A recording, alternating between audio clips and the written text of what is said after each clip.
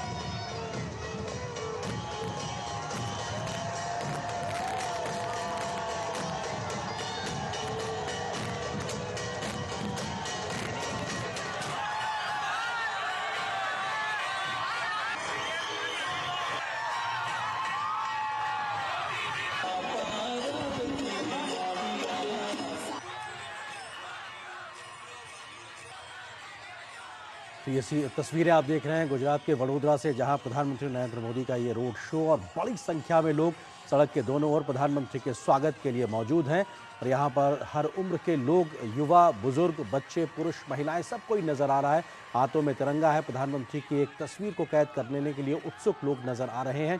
छोटे बच्चों से लेकर तमाम स्कूली छात्राएं भी भारतीय पारंपरिक वेशभूषा में एक मिनी इंडिया की झलक दिखाते हुए, और ख़ास तौर से ऑपरेशन सिंदूर के पोस्टर्स भी लोगों के हाथों में हैं, जो इस बात का द्योतक है कि कैसे भारत आज रक्षा के क्षेत्र में आत्मनिर्भरता के साथ में नए भारत होने का परिचायक बन के निकला है।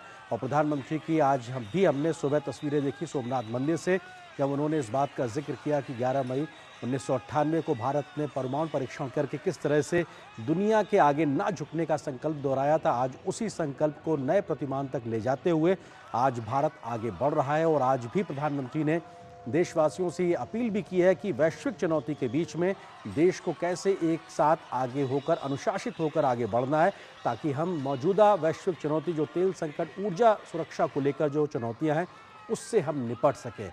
और राष्ट्रीय झंडों की ये पूरी एक तरीके से फहरिस्त दिखाती है इस बात की कि कैसे राष्ट्रीयता की भावना के साथ ये पूरा माहौल ओत-पोत नजर आ रहा है। प्रधानमंत्री का गुजरात का दौरा कल से लेकर आज तक लगातार प्रधानमंत्री के तमाम व्यस्त कार्यक्रमों के बीच में जनता के साथ जुड़ना, संवाद करना, रोड शो के माध्यम से बड़ी संख्या में लोगों के साथ में एक जुड़ाव, प्रधानमंत्री के एक जननेता के तौर पर उनकी स्वीकार्यता को हमेशा बढ़ाता हुआ नजर आता है। और यहाँ पर उमड़ी हुई ये भीड़ इस बात की द्योतक है कि किस तरीके से प्रधानमंत्री को लेकर आकर्षण न सिर्फ बना हुआ है, बल्कि लगातार बढ़ता हुआ नजर आ रहा है। तमाम सड़क के किनारे खड़े हुए लोग, आसपास के मार्केट में लोग मौजूद हैं, अपनी छतों पे खड़े हुए हैं, हाई राइज बिल्डिंग्स हैं, वहाँ पे लोग खड़े हैं प्रधानमंत्री को देखने के लिए। और प्रधानमंत्री भी खुशी के साथ सभी ओर, सड़क के दोनों ओर एक तरीके से सभी का अभिवादन स्वीकार करते हुए, और प्रधानमंत्री का बेहद महत्वपूर्ण दौरा और किस तरीके से मिनी इंडिया की झलक भी इस रोड शो के दरमियान सड़क के दोनों ओर दिखाई पड़ रही, जब भारत के अलग अलग राज्यों से जुड़े हुए पारंपरिक वेशभूषा पहने हुए लोग यहाँ पर दिखाई पड़ रहे हैं। और मिनी इंडिया की झलक अपने आप में दिखाने के लिए कैसे एक भारत श्रेष्ठ भारत है, विविधता में एकता का